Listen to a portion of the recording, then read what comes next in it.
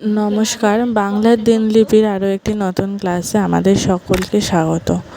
আগের দিন আমরা নব সৃষ্টির প্রথম পর্বের আলোচনা কিছুটা হলেও সম্পন্ন করেছি। আজকে পরবর্তী আলোচনাটুকু শেষ করা যাক। বলছে বাংলা ভিন্ন অন্য যে কোনো ভাষার চর্চা আমরা করি না কেন, সে ভাষার শব্দ বাংলাতে ঢুকবেই। মানে অন্য যে কোনো ভাষা থেকেই কিন্তু বাংলা ভাষায় উৎপত্তি ঘটেছে, অন্য যে কোনো ভাষা থেকে কিন্তু বাংলা ভাষা এসছে। সংস্কৃত চর্চা এদেশে ছিল বলে বিস্তর সংস্কৃত শব্দ বাংলায় ঢুকেছে। মানে যদি আমরা 100% দেখি, তার মধ্যে বলতে পারি 70% কি 60% কিন্তু সংস্কৃত ভাষা থেকেই বাংলা ভাষার উৎপত্তি ঘটেছে। এখনও আছে বলে অল্প বিস্তর ঢুকছে, যতদিন থাকবে ততদিন আরও ঢুকবে বলে আশা করতে পারি। যে যতদিন সংস্কৃত ভাষা বেঁচে থাকবে বা যতদিন বাংলা ভাষার অগ্রগতি ঘটবে, ততদিন কিন্তু আরও বেশি করে সংস্কৃত ভাষা থেকে বাংলা ভাষা ঢুকবে। স্কুল কলেজ থেকে যে আমরা সংস্কৃত চর্চা উঠিয়ে দিতে চাই না, তার অন্যতম প্রধান কারণ বাংলাতে এখনও আমাদের বহু সংস্কৃত শব্দের প্রয়োজন।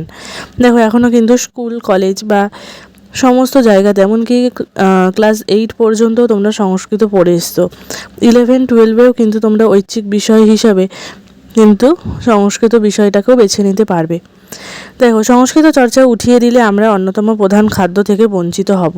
অন্যতম প্রধান খাদ্য থেকে বঞ্চিত হব মানে কি? যেমন ভারতবাসীর প্রধান আহার বা প্রধান খাদ্য হচ্ছে ভাত আর রুটি, মানে ধান আর গম।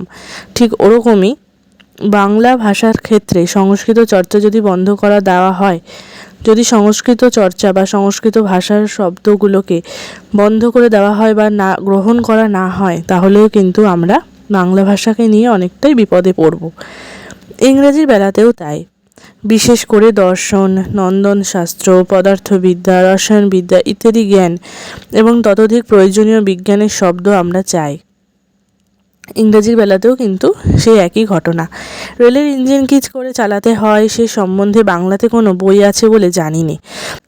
তাই এইসব টেকনিক্যাল শব্দের প্রয়োজন যে আরও কত বেশি, সে সম্বন্ধে কোনো সুস্পষ্ট ধারণা এখনও আমাদের মনের মধ্যে নেই। দেখো, তোমরা যখন বিজ্ঞান পড়ো, মানে সায়েন্সের পড়ো, ফিজিক্স পড়ো, কেমিস্ট্রি পড়ো অর্থাৎ পদার্থবিজ্ঞান পড়ো, রসায়ন বিজ্ঞান পড়ো বা কম্পিউটারই পড়ো, সেখানেই তোমরা বাংলা ভাষাতে পড়লেও সেই শব্দগুলোর যে ব্যবহার রয়েছে সেগুলো কি বাংলা ভাষায় আছে?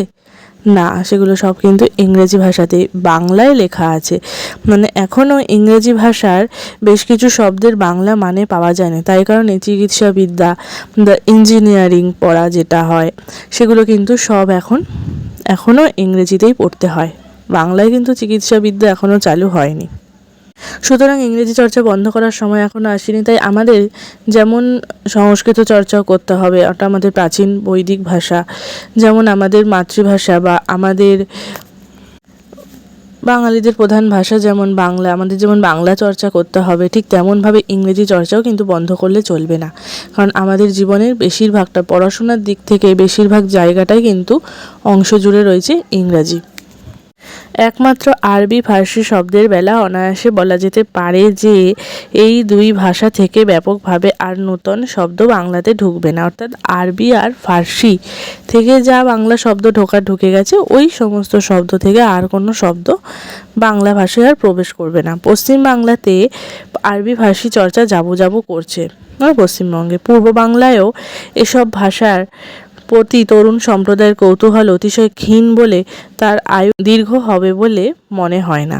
অর্থাৎ পশ্চিমবঙ্গে তো, মানে পশ্চিম বাংলায় আর কি, এই আরবি ফার্সি শব্দ তো প্রায় যাবো করছে। পূর্ব বাংলা অর্থাৎ বাংলাদেশেও হয়তো এই ভাষা আর কেউ গ্রহণ করছে না।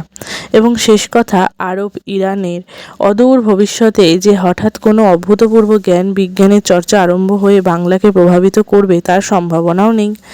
আরব ইরানেও এরকম কোনো সম্ভাবনা নেই যে ওরা ওদের আরবি ফার্সি ভাষা ছেড়ে দিয়ে বাংলা ভাষাকে গ্রহণ করবে।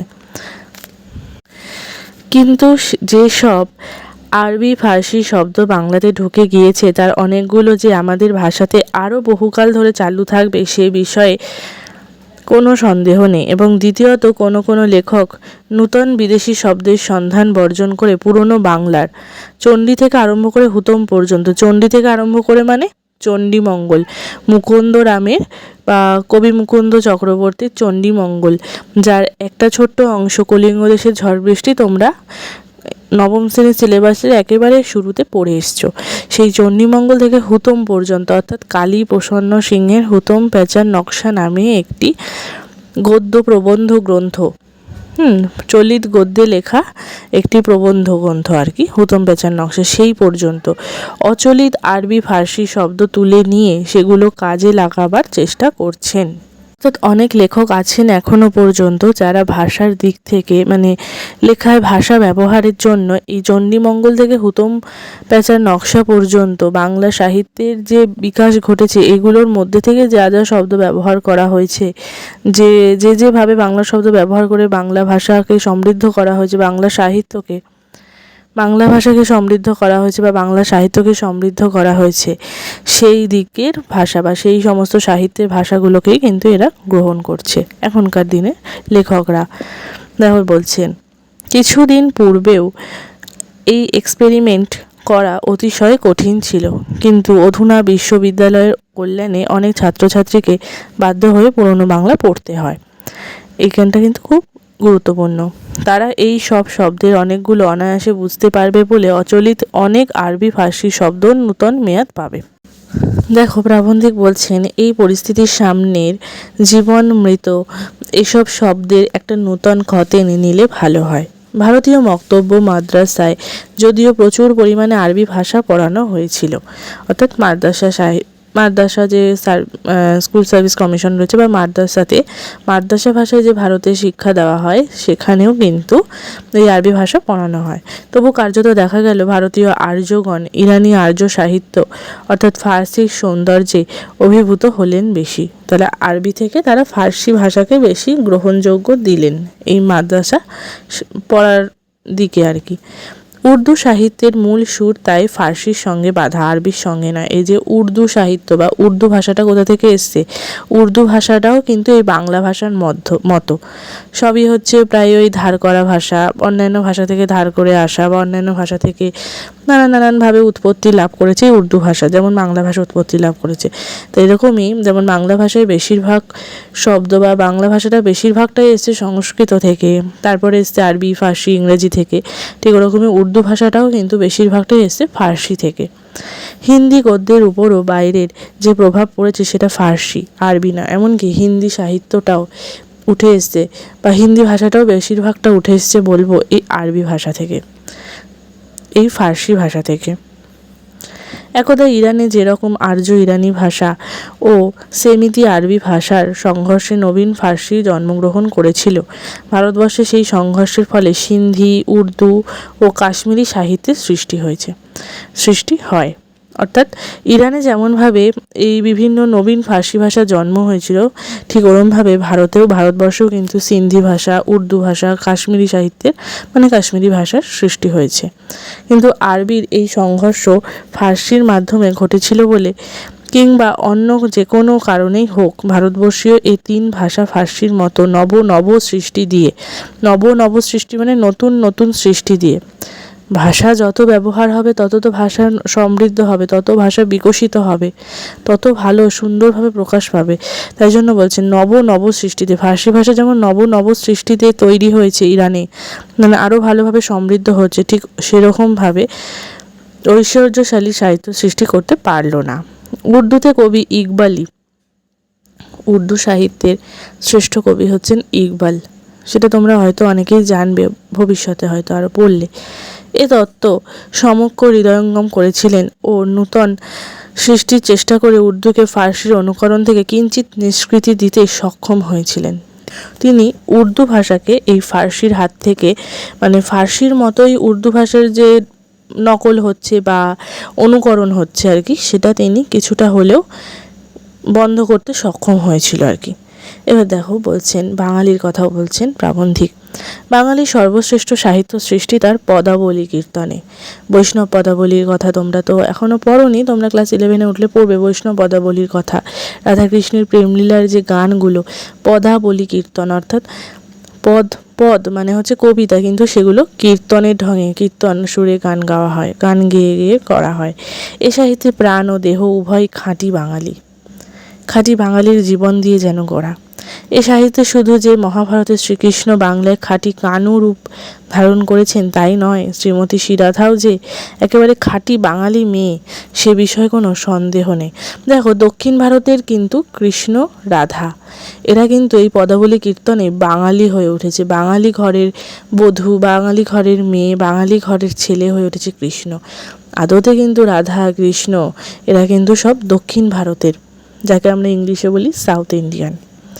যাই হোক, ভাটিয়ালির নায়িকা, বাউলের ভক্ত, মুর্শিদিয়ার আশিক, পদাবলীর শ্রীরাধা একই চরিত্র একই রূপে প্রকাশ পেয়েছেন। মানে রাধা কৃষ্ণ এরা বাঙালি হয়ে উঠেছে আমাদের ভাটিয়ালি গানের মাধ্যমে, আমাদের বাউল গানের মাধ্যমে, আমাদের মুর্শিদিয়ার গানের মাধ্যমে, অর্থাৎ মুর্শিদাবাদে প্রচলিত যে গান সেগুলো মুর্শিদিয়া। পদাবলীর শ্রীরাধা। যাই হোক, বাঙালির চরিত্রে বিদ্রোহ বিদ্যমান, বাঙালির চরিত্রে বিদ্রোহ থাকবেই। তার অর্থ এই যে কি রাজনীতি, কি ধর্ম, কি সাহিত্য, যখনই যেখানে সে সত্য শিব সুন্দরের সন্ধান পেয়েছে তখনই সেটা গ্রহণ করতে চেয়েছে, এবং তখন কেউ গতানুগতিক পন্থা, প্রাচীন ঐতিহ্য এর দোহাই দিয়ে সে প্রচেষ্টার বাধা দিতে গেলে তার বিরুদ্ধে বিদ্রোহ করেছে। বাঙালি চরিত্র বা বাঙালিদের চরিত্র বিদ্রোহ প্রবণ, সেটা যা ক্ষেত্রেই হোক না কেন, সাহিত্যেও কিন্তু মানুষ বিদ্রোহ ঘটিয়েছে। বিদ্রোহ যে ধর্মের জন্যই হবে বা রাজনীতির জন্য হবে সেটা কিন্তু নয়। দেখো বলছেন, এবং তার চেয়েও বড় কথা, যখন সে বিদ্রোহ উচ্ছৃঙ্খলতার পরিণত হতে চেয়েছে তখন তার বিরুদ্ধে আবার বিদ্রোহ হয়েছে, বিদ্রোহের বিরুদ্ধেও কিন্তু বিদ্রোহ হয়েছে, সেগুলো তো ইতিহাস তোমাদের জানা আছেই। যাই হোক, এই বিদ্রোহ বাঙালি হিন্দুর ভিতরেই সীমাবদ্ধ নয়, বাঙালি মুসলমানও এই কর্মে পরম তৎপর। ধর্ম বদলালেও জাতির চরিত্র বদলায় না।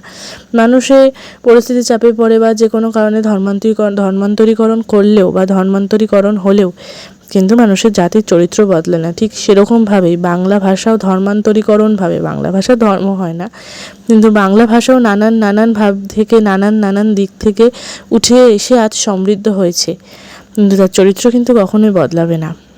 বাংলা ভাষা কিন্তু আমাদের কাছেই থেকে যাবে।